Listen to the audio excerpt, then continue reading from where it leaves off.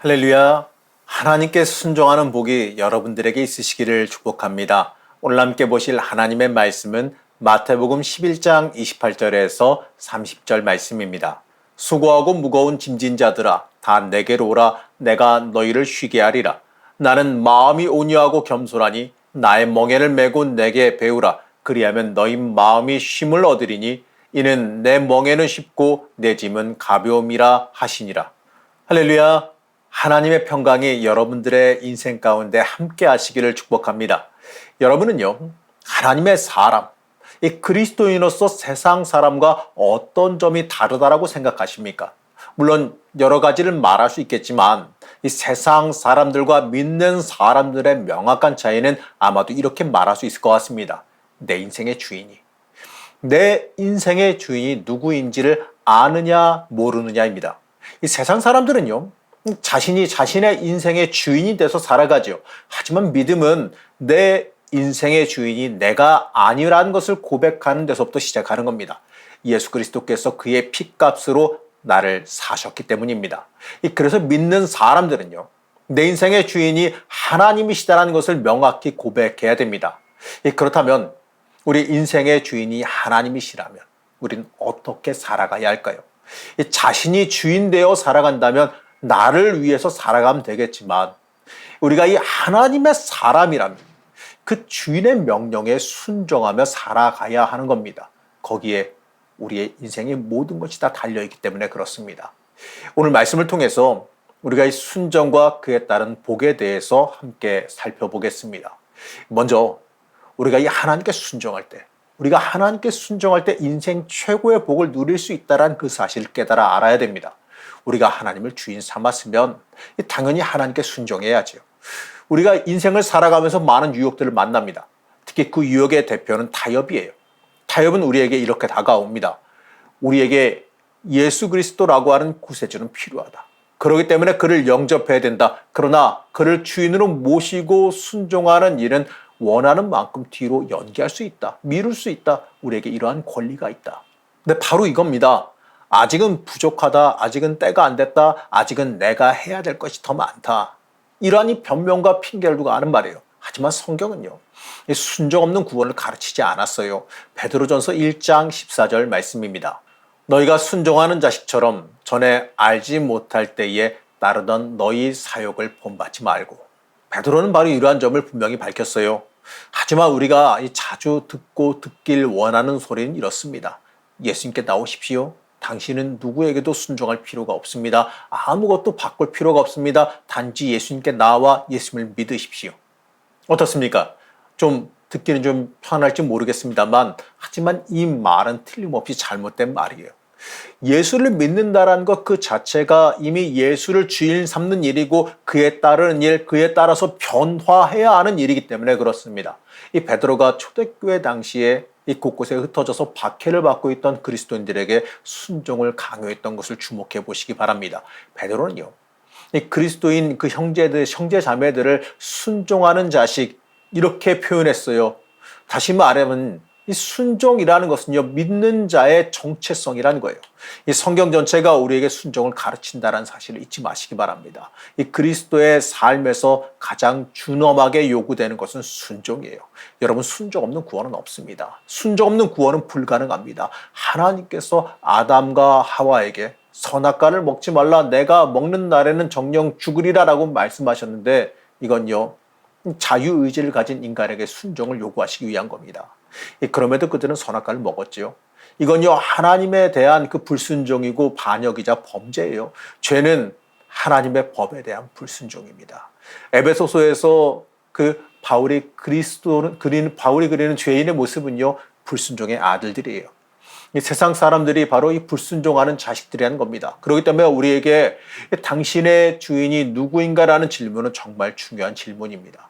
이 질문은 나는 누구에게 속했는가? 나는 누구에게 충성해야 되는가? 나에게 충성을 요구할 권세를 가진 분은 누구신가? 바로 여기에 대한 질문으로 이어볼 수가 있기 때문에 그렇습니다. 하나님께서 우리 인간을 기계로 만드셨다면 우리에게 스스로 결정한 권한 따위는 없겠지요. 하지만 하나님은 인간을 하나님의 형상대로 지으시고 또 도덕적 피조물로 만드셨기 때문에 우리에게 스스로 결정할 수 있는 능력을 주셨습니다. 하지만 중요한 건요, 스스로 결정할 능력만 주셨기 때문에 우리에게 스스로 결정할 권리는 없다라는 거예요.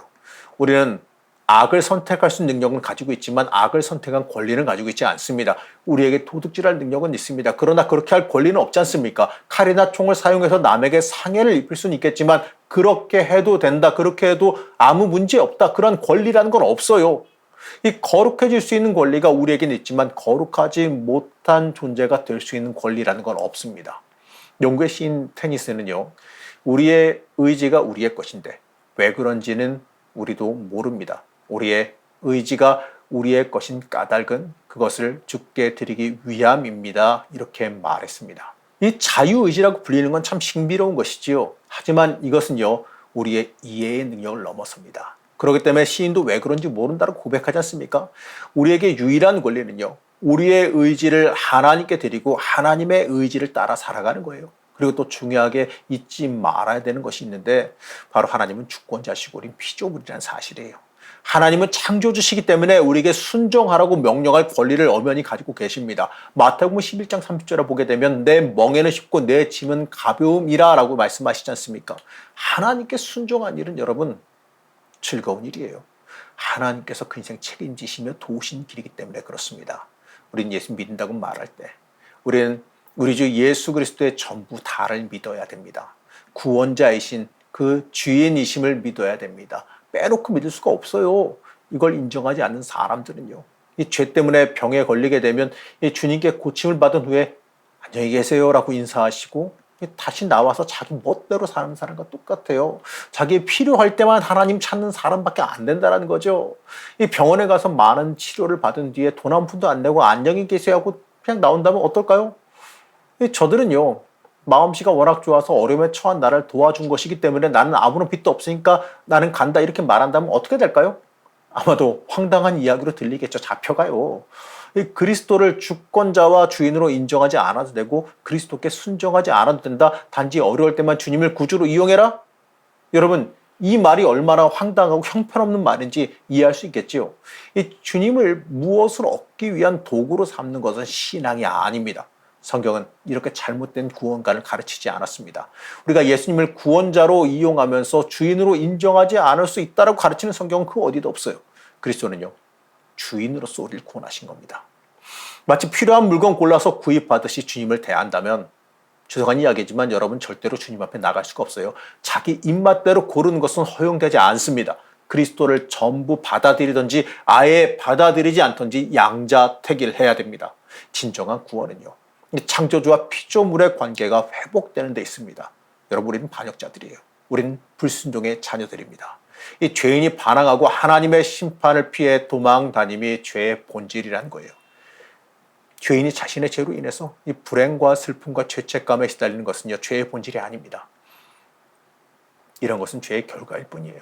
죄인은 나의 죄는 나다, 내가 원하지 않기 때문에 나는 누구에게도 충성하지 않는다, 이렇게 말합니다. 이것이 바로 죄의 본질이라는 거지요. 하나님을 주인 삼지 않는 것이 죄이고 하나님과의 관계가 단절되는 게 죄입니다.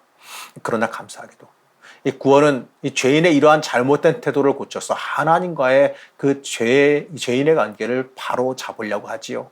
하나님이 주인 되시는 관계를 회복하게 만드십니다.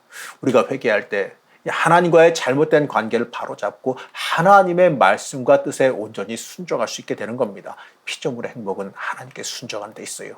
순종이 하나님과 이 관계의 회복입니다. 예수님께 순종하지 않아도 된다는 생각은 잘못된 생각이에요. 구원을 위해 이 그리스도께 부르짖는 그 순간부터 우리는 그리스도께 순종해야 되는 의무를 가지게 되는 겁니다. 만약에 이 그리스도에게 순종하지 않고 있다면 정말 회심했는지 진짜 믿고 있는지 그거부터 다시 돌아봐야 돼요. 사도행전 2장 36절 말씀입니다. 너희가 십자가에 못 박은 이 예수를 하나님이 주와 그리스도가 되게 하셨느니라. 베드로는 이렇게 예수님에 대해서도 사도행전에서 고백합니다. 베드로는요, 예수님을 단순히 구원자로만 전한 것이 아니라 참된 주인으로 고백하고 있습니다. 우리는 반쪽 예수가 아니라 온전하신 예수 그리스도를 믿어야 됩니다. 그게 순종이에요. 오늘의 말씀은요, 베드로전서를 기반으로 합니다. 베드로는 유대인들을 위한 사도죠. 이 당시 로마 지역에 흩어져 살던 유대인들, 특히 그리스도인들은 매우 힘든 상황에서 살고 있었습니다. 로마 황제 네로가 이 그리스도인들을 잔혹하게 박해하고 있었기 때문에 그래요. 예수님께서 예고하신 그 그리스도인들이 당할 박해가 이제 드디어 현실화되었습니다. 이 도시를 다시 정비하기 위해 로마에 불을 질렀던 네로가 그 죄를 그리스도인들에게 그대로 다 뒤집어 씌웠습니다. 그리고 로마 전역에서 그리스도인들에게 엄청난 박해가 시작됐어요. 이러한 박해를 거는 그리스도인들에게 온전히 하나님 바라보며 이겨낼 수 있게 베드로는 격려의 편지를 쓰게 됩니다. 베드로는 베드로전서 1장 1절에서 수신이를 흩어진 나그네라고 기록해요. 그들은 믿음 때문에 뿔뿔이 흩어지고 박해를 받으며 무거운 짐을 지고 세상과 고립되어 있는 고독한 삶을 살고 있었습니다. 나그네 유대인들은 로마인들이 사는 곳에 살았지만 로마인들의 풍습을 받아들이거나 인정할 수가 없었죠. 거기다가 그들은 유대인으로서 그리스도인 된 사람들입니다. 유대인에게도 소외된 삶을 사는 거예요. 사실 진정한 그리스도인은 세상 사람들에게 둘러싸인 고독한 존재지요. 그리스도인에게 고독은 어떻게 보게 되면 정상적인 일과도 같아요. 이 그리스도인은 어쩌면요, 세상에서 가장 고독한 존재가 될 수밖에 없습니다. 세상에 속하지 않는 삶, 이것이 우리 그리스도인들의 운명이에요. 베드로전서 4장 12절에서 13절 말씀입니다. 사랑하는 자들아, 너희를 연단하려고 오는 불시험을 이상한 일 당하는 것 같이 이상히 여기지 말고 오히려 너희가 그리스도의 고난에 참여하는 것으로 즐거워하라. 이는 그의 영광을 나타내실 때에 너희로 즐거워하고 기뻐하게 하려 함이라. 베드로는 이 고난 중에 그리스도인들에게 이렇게 말합니다. 사실 우리가 살고 있는 세상은 이 베드로가 살았던 그 시대와 크게 다르지 않아요. 그렇기 때문에 이 베드로의 고면은 우리의 시대에도 그대로 적용되어지는 말씀입니다. 우리는 말씀을 이렇게 받아들여야 돼요. 이것은 나를 위한 편지다. 성령께서 나를 염두에 두고 이 편지를 쓰셨다. 이것은 시대에 뒤떨어진 것도 캐캐문 것도 아니다. 현재 나를 위한 살아있는 진리다. 맞아요. 그렇기 때문에 성경은 언제나 새로운 책이에요. 나에게 말씀하시는 하나님의 음성이기 때문에 매일매일 신선하게 다가옵니다. 우리 성령의 역사가 살아있는 이 말씀을 매 순간순간 받아 먹어야 됩니다. 어떤 분들은요, 본인이 예수 믿고 변화되어진 것에 대해서 세상에 대해 변명하려고 들기도 하죠. 하지만 그리스도인들은요, 이 주님의 은혜로 거듭나고 변화된 것에 대해서 세상에게 해명하고 변명할 필요가 없어요. 우리는 우리가 믿는 기독교 신앙에 대해서 마땅히 담대한 마음을 가져야 됩니다. 베드로전서 1장 3절 말씀입니다. 우리 주 예수 그리스도의 아버지 하나님을 찬송하리로다. 그의 많으신 긍휼대로 예수 그리스도를 죽은 자 가운데에서 부활하게 하심으로 말미암아 우리를 거듭나게 하사 산 소망이 있게 하시며. 베드로는 예수 그리스도의 부활에 대해서 이렇게 고백합니다. 여기서 또 하나의 법칙을 발견할 수가 있어요.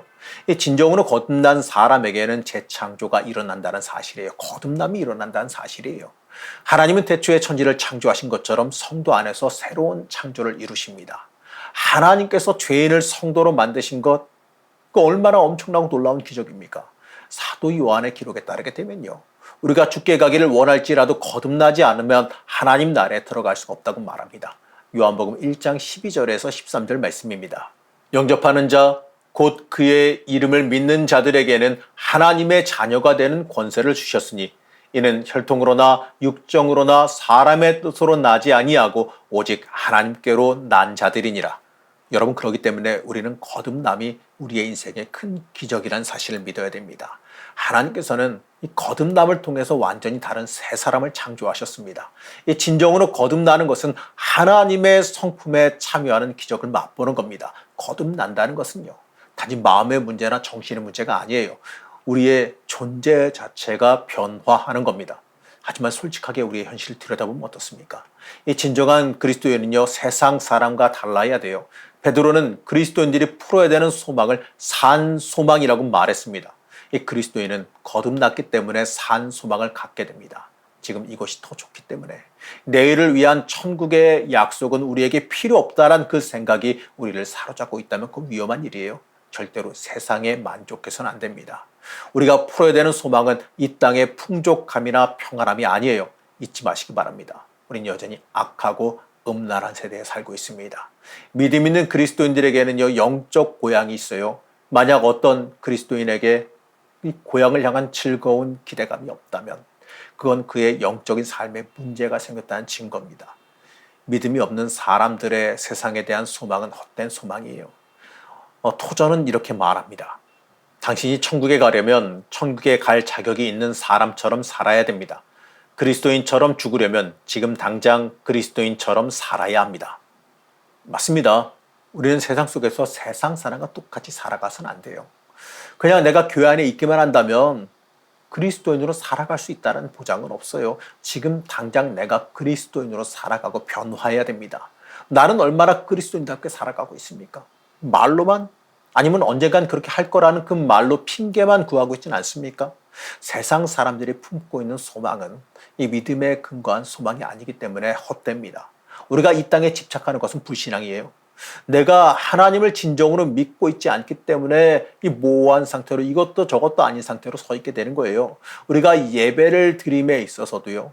누군가 와서 재미있는 설교로 우리를 웃겨줄지 이런 것만 기대한다면 그저 나를 기분 좋게 하고 복 주는 말로만 나를 행복하게 만들어줄 것을 기대한다면 여러분 죄송한 말씀이지만 여러분 영적으로 병들어 있는 겁니다.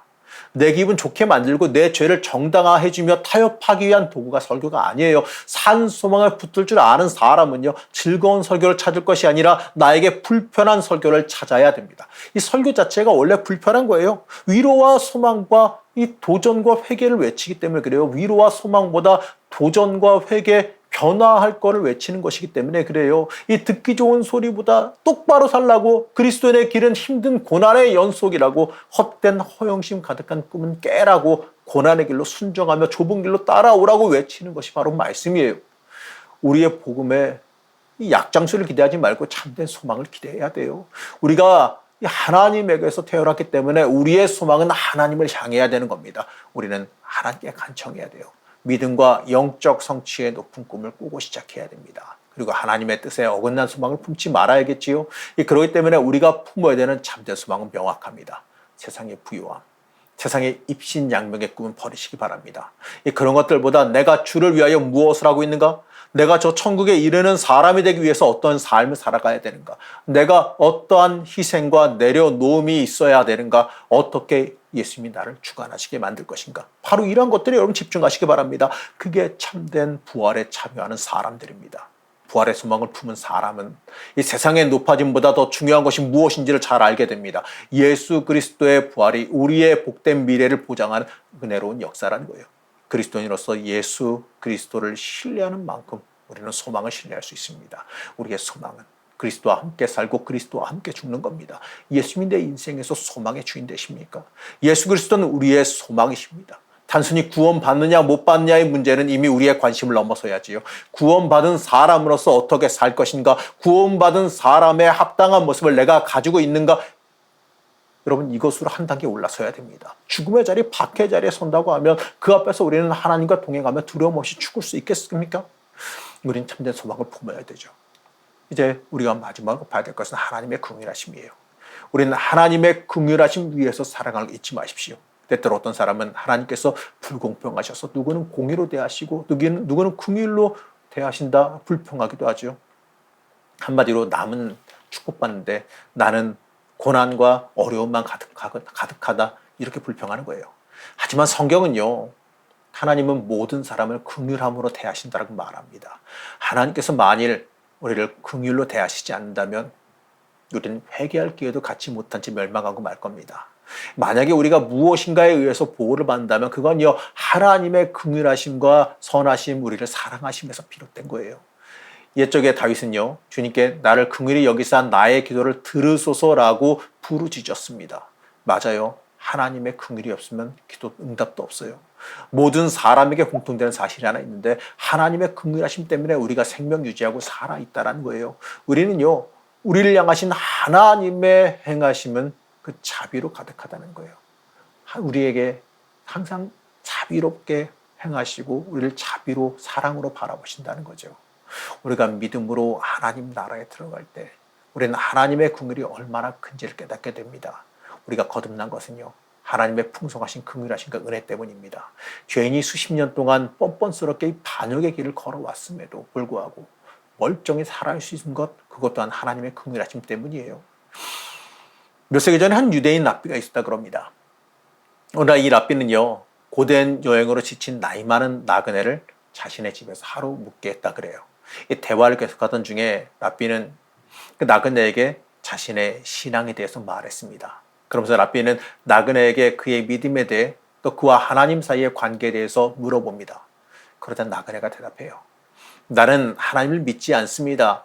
이제 나이가 100살이 거의 다 되어가는 동안 나는 계속해서 무신론자로 살아왔습니다.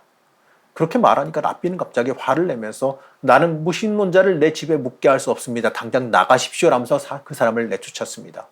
그러자 여행에 지친 나그네는 다리를 절뚝이며 밖으로 나갔습니다. 그때 그의 마음속에 들리는 소리가 있었어요. 아들아, 너는 어찌하여 저 나그네를 내쫓았느냐라는 음성이 들렸습니다. 그저 랍비는 저는 무신론자를 제 집에서 묵게 할 수 없기 때문에 내쫓았습니다라고 대답했습니다. 그러자 하나님께서 말씀하세요. 아들아, 나는 그를 거의 100년 동안 용납하고 참아줬는데 너는 고작 하룻밤을 못 참느냐? 랍비는 그 말씀이 들리자마자 즉시 일어나 나그네를 데려와 친절하게 다시 대접하고 용서를 구했습니다. 하나님께서 이 무신론자를 거의 100년 동안 참아주신 것은 하나님의 긍휼하심 때문이라는 거죠. 하나님께서 지금까지 내 인생도 참아주신 것도요. 지금까지 내 인생을 참아주신 것도 하나님의 자비하심과 사랑하심 때문이에요. 성경은 하나님이 우리를 이 자비의 마음으로 대해주신다고 분명히 밝힙니다. 하지만 장차 죄인들은요, 하나님의 자비하심으로 살고 있는 현재 이 땅을 떠나야 돼요. 하나님의 자비가 평생 그들을 참아주며 지켜줬지만 결국 그들의 영원한 거처는 좀 미안하지만 지옥이 될 겁니다. 이 구속의 자비를 거절한 영혼에게 마땅히 돌아가야 될 몫은 지옥이기 때문에 그래요. 하나님께서 우리에게 이 복을 주시는 건요, 하나님의 풍성한 긍휼하심 때문이에요. 내가 선하기 때문이 아니라 하나님의 전적인 긍휼하심을 위해서 내가 복을 받습니다. 하나님의 선하심의 수혜자라는 사실을 우리가 잊지 말아야 돼요. 우리는 하나님의 공의와 심판을 믿습니다. 그런데 긍휼이 심판을 이기는 이유가 뭘까? 그건 하나님께서 이 구속이라고 하는 하나님의 거룩하고 전지전능한 역사를 통해 우리로 하여금 공의를 피해 긍휼의 바다로 살 수 있게 만드셨기 때문입니다. 다시 말해서요, 이 구속받은 하나님의 자녀는 하나님의 긍휼하심과 사랑 안에서 살아가요. 이 죄인들도 하나님의 긍휼 안에서 살 수 있지만 이 죄인들에게 허락된 긍휼은 풍성한 것이 아니지요. 더욱이 그들은 장차 하나님께 심판받아야 됩니다. 하나님의 긍휼에 보답하지 않고 그것을 계속 짓밟는다면, 거절한다면 결국에는 심판받을 수밖에 없다는 거예요. 겸손한 마음으로 기도하면서 우리가 회개해야 됩니다. 우리가 하나님의 긍휼 안에서, 긍휼하심 안에서 살아가고 있기 때문에 그래요. 어떤 사람이 십계명에 대해서 배운 데 이렇게 기도했다는 이야기를 들었습니다. 하나님, 제가 134계명 그리고 7계명을 범한 것은 제가 인정합니다. 그리고 회개합니다. 하지만 제가 2계명, 5계명, 6계명, 10계명 이걸 지킨 것은 좀 기억해 주십시오. 여러분, 이거 얼마나 어리석은 기도입니까? 장사꾼처럼 하나님과 거래하려고 하는 것에 불과하지 않습니까? 이 토마스 호카라고 하는 유명한 이 청교도인은요, 임종할 때 그가 이런 말을 했다 그러는데 그 모습에 사람들은 많은 감동을 받았다 그래요. 뭐라고 말했냐면, 그의 임종을 지켜보던 사람들이 그에게 이제 당신은 이 세상을 떠나면 상급을 받을 겁니다 라고 말했습니다. 그러자 그가 이렇게 얘기했어요. 아닙니다. 나는 긍휼을 얻기 위해 가는 겁니다. 이렇게 대답했다고 합니다. 그리스도의 몸된 교회에서 매우 거룩한 사람으로 평가받은 그 후커는 이 세상을 떠날 때 상급을 기대하는 것이 아니라 오히려 하나님의 긍휼하심과 자비하심을 오히려 간구하고 하나님의 그 사랑을 구했다고 합니다. 이제까지 내 자신을 바라보며 살아왔다면 이제부터 자비가 풍성하신 주님을 바라보며 살아가야 되는 거지요. 내 자신을 고치고 곱게 만들려는 것으로 그걸로는 부족해요. 있는 모습 그대로 하나님 앞에 나갈 수 있어야 됩니다. 어떤 화가가 뒷골목을 떠드는 그 불황자의 비참한 모습을 그리기를 원했습니다. 그래서 노숙자 거리로 가서 자신의 구상에 맞는 사람을 발견했어요. 그에게 다가가서 이렇게 말합니다. 내일 아침에 내 작업실로 오면 적당한 수고비를 드리겠습니다라고 계약했습니다. 그러자 그 노숙자가 갑자기 얼굴이 밝아졌죠. 화가는 그에게 먼저 착수금으로 $50를 주면서 내일 내 작업실로 오면 어떻게 해야 될지 알려줄 거고 나머지 돈도 더 주겠습니다 이렇게 말했습니다. 그 다음날 노숙자가 약속대로 찾아왔을 때 화가는 그가 누군지를 알아볼 수가 없었어요. 말끔하게 면도를 한 채 흰 셔츠와 다림질이 잘 된 바지를 입고 있었기 때문에 그렇습니다. 선생님의 작업실에 오면서 이 불황자 같은 모습으로 오기 싫어서 주신 돈으로 이렇게 말끔하게 차려입었습니다. 화가는 울상을 쥐며 말했습니다. 당신이 이런 모습으로 왔기 때문에 나는 당신을 모델로 쓸 수 없습니다. 당신이 본래의 모습으로 올 것이라 생각했기 때문에 그렇습니다. 예수님은 기도하기 위해서 성전에 올라간 두 사람에 대해서 이렇게 말씀합니다. 그 중에 한 사람은 오 하나님, 저는 모든 것이 완전합니다. 머리카락 하나도 전부 제자리에 다 있습니다. 이렇게 기도를 했습니다. 그러자 다른 한 사람은 이렇게 말합니다. 오 하나님, 저는 방금 전까지 노숙자 보호소에 있다가 기다시피 하여 이 자리에 왔습니다. 저를 긍휼히 여기소서. 이렇게 기도합니다. 하나님께서 노숙자 보호소의 불황자는 용서하셨겠지만 처음 사람은 그냥 돌려보내셨다는 얘기입니다. 우리는 내 자신의 지금 있는 그대로 있는 모습 그대로 하나님 앞에 나가야 돼요. 물론 이 겸손히 회개하면서 내가 남들보다 더 훌륭하고 의롭다고 여기면서 하나님께 나아가는 사람이 있다면 그런 사람은 하나님의 임재하심을 스스로 거부하는 모습밖에 안 될 거예요. 하나님의 긍휼을 의지하면서 하나님께 나아간다면 그 사람은 회개하는 마음으로 하나님 앞에 나가야 됩니다. 하나님은 이러한 사람을 용서하시고 그에게 복을 주시겠다 약속하시지요. 사랑하는 성도 여러분, 우리 이 땅에서 내가 누구인지를 명확하게 알아야 됩니다. 내가 어디에 속한 사람인지, 누구의 소유인지를 명확하게 잘 알아야 됩니다. 그리고 우리가 이 주인께 전적으로 순종하는 것이 하나님을 주인 삼는 모습이라는 것을 잊지 말아야 됩니다. 행함이 없는 믿음은 죽은 믿음이에요. 반쪽짜리 믿음은 존재하지 않아요. 여러분, 나중은 없어요. 주님은 지금 우리를 부르십니다. 세상의 욕심으로 가득한 멍에는 내려놓으라고 부르십니다. 내가 욕심으로 힘들게 메고 가는 그 멍에는 우리를 하나님과 멀어지게 만드는 세상의 욕심에 불과합니다. 썩어져 버릴 가치 없는 것에 불과해요. 우리는 이 세상의 멍에를 내려놓고 주님께서 주시는 멍에를 매야 됩니다. 전적으로 하나님을 주인 삼고 살아가는 하나님께서 주시는 그 길, 하나님을 주인으로 삼고 하나님께서 주시는 그 길로 가야 돼요. 그 길로 가는 것이 진짜 순종이고 진짜 복을 찾는 겁니다. 우리는 하나님을 주인으로 삼는다면 그의 긍휼하심 앞에 회개하면 나아가 변화하는 삶을 살아가야 됩니다. 여러분, 그것이 우리의 주인 되시는 하나님께 순종의 삶을 보여드리는 겁니다. 내 주인께 순종의 모습을 보이며 살아가시기를 그냥 간절히 축복합니다.